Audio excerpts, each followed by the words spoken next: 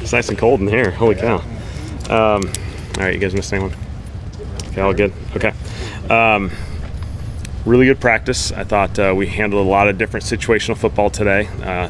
By no means is it perfect on either side of the ball, but I thought it was a good example for our guys to remember there's highs and lows in the game. Treat it a little bit like a game where, maybe offense has a good period, then defense has a good period. I thought there was a good back and forth there, which is ultimately what you want.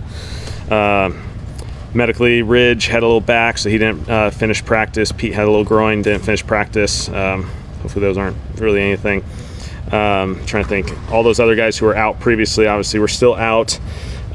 Cam's got a hamstring from last Thursday, so we're collecting info on that, and we'll kind of see where that takes us. So in the collection of information stage of this thing, but we'll work through that as we go. So any questions? Dylan Radens, is there anything there? On who? Dylan Radens. Oh, Dylan, yes. He tore his ACL, so bummer. Tore his ACL. Yeah, so So Kellen, looking at Kool-Aid right now, it seems like he's welcomed the challenge to be that guy. I know it's early, we'll have to see, but he's playing with a lot of confidence, things like that. Yeah, Kool-Aid's played with a lot of confidence. I think that's certainly warranted. He's played good football. He's taken advantage of an offseason to continue to stack and get better, and so I think he's playing good ball. The Cam's hamstring issue, is that like severe?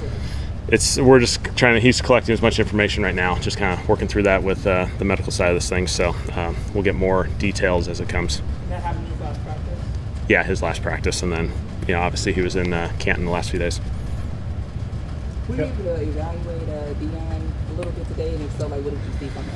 Yeah, just a touch. Obviously, he's going to add reps as he goes. The cool thing is, his experience and his veteran element of him, he can hop in there pretty quickly. And so whether it's teams or defense, he's only been here for, basically 2 days, and he was already hopping in there. So I thought it was good exposure. It's been great having him around.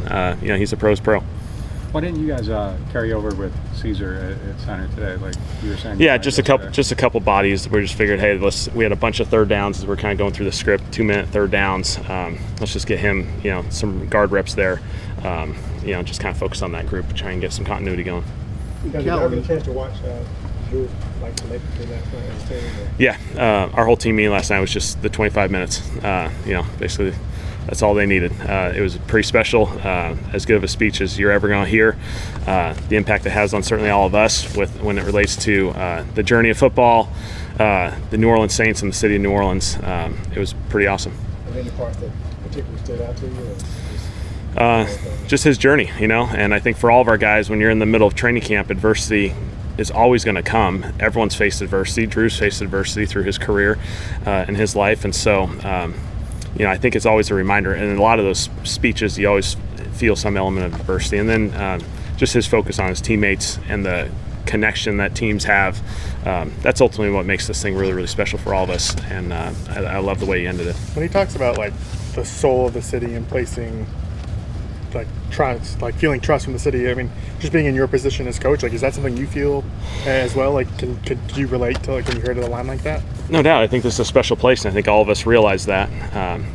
This is a really cool, community. The way they rally around our football team, and how close knit this community is, and how tied in together it is. It makes it a special place, and I think credit to last year when we were playing at the end of the year, and people are showing up at the Dome, and there's energy and there's juice, and we had to all navigate kind of a little bumpy start early in the season. I thought it was a testament to everyone that's a part of this journey.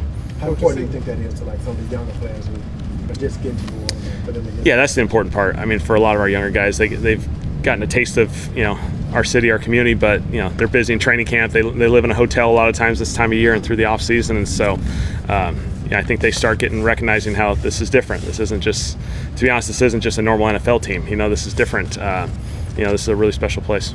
Coach, it seemed like Bryce Lance had a really good day today. What did you see from him?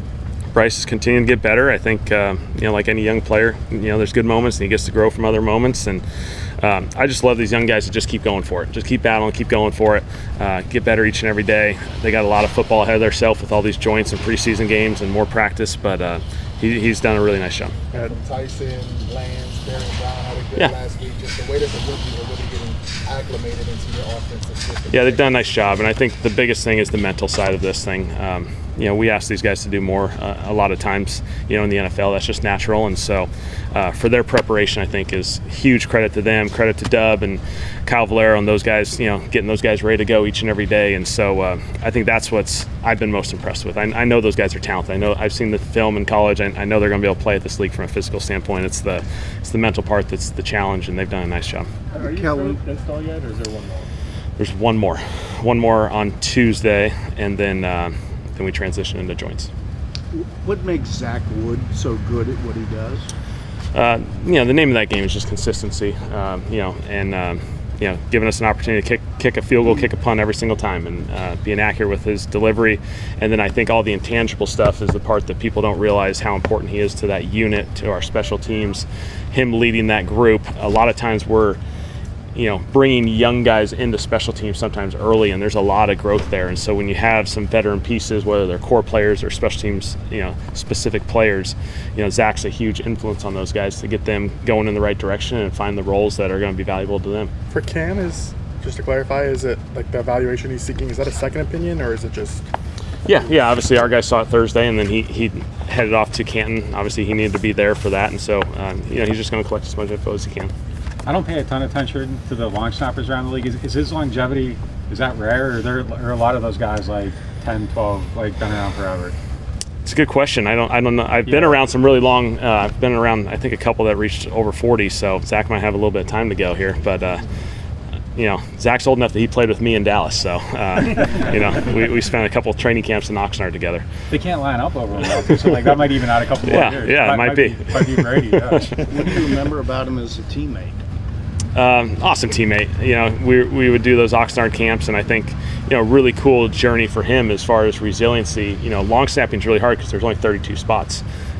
People don't hold long snappers on practice squads. That's just not the way it works. And so sometimes it takes a little bit of time, keep going into camps, and then obviously the unique circumstance of here. If I remember right, I think he had that opportunity right at the beginning of the season, so he went right from our camp right in here and took advantage of an opportunity. And next thing you know, he's been doing this for a long time here. Does Devin Neal also need kind of like further evaluation of his hamstring injury, or is that's maybe severe? No, I think he was here this whole weekend, and so I think we're in a good place with his plan, and he'll just keep ramping up. Why was Bud Means absent today? Just personal. Yeah. And Rajon Wright's absent? Yes, he has an injury as well. So trying to remember that one. Sorry, I got a long list. He just had it, on that last day. Kellen, you like Carl Ramsey's versatility on the defensive line? Yeah, Grando, that's one of his superpowers, his ability to play on the edge but get inside. And so when you get in those obvious pass situations, when we were able to play 3 edge rushers and he's inside, he's got enough power in there and the quickness to attack guards. And so Grando's a valuable piece of this whole puzzle, especially in the pass rush situations. Does he feel like he kind of almost gets overlooked just because of all the other names that are in the room that you almost forget, like, hey, Carl's there too, and he's been productive? No question. Carl's he's just steady every day. He comes in with the same juice, same energy. He just keeps producing, and I think obviously he's a big part of this. Obviously, everyone knows who Chase is, everyone knows who Cam is, and Tyree's a big draft pick, and he's just played really good football for a really long time. Why do you think some guys take better to moving inside from edge rusher than others? Like Cam was, very vocal about how much he didn't like that role, but it seems like it suits Carl as well. Like, do you get a sense of, as it relates to Carl anyway? Well, I think there's different situations that those are into. First and second down football inside is, that's a whole different deal. That's a whole different deal. Now, third downs, when we put those guys inside, they're getting matchups on guards. We're able to play with maybe some more games and pick games and all that sort of stuff. And I think that's where some of those edge rushers can come alive. Ask them to play interior and first and second down. Now that's a different deal. And so you're on the anchor in against some big heavy guys and handle some double teams, which is different.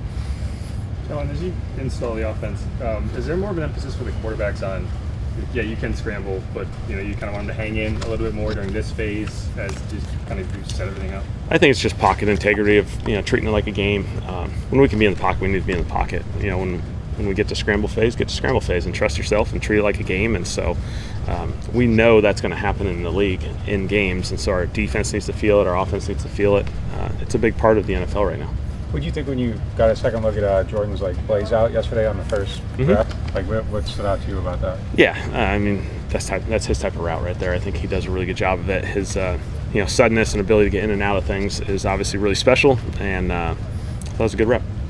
With the Deion Jones signing, are his local roots, kids with high school LSU, is that purely coincidental, nothing to do with it, or is it somehow part of the equation that goes into whether he would be a fit here? I don't think it goes into necessarily the primary evaluation. We're evaluating football players, and he's a really good football player. Has had success in our division for a long time. Last year he played special teams in Tampa and had a nice little success there.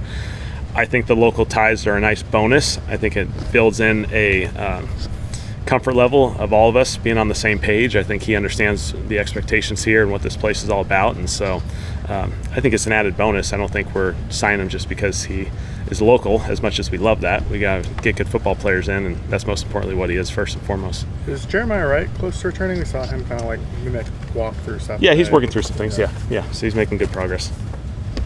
So. Thanks, Kellen. Okay. All right. Thanks, guys. Thank you.